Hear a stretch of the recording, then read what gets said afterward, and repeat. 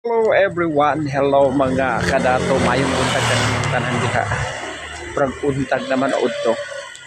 So daghan kayong salamat sa inyong sa inyong full support kanunay.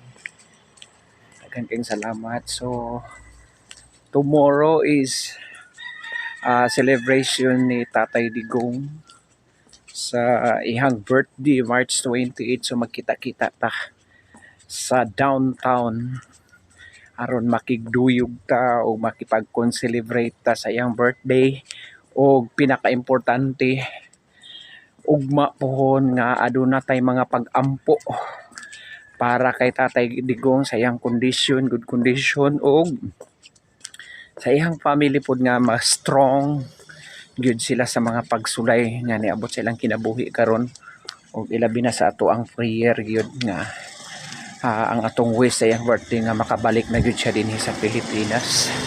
We love you.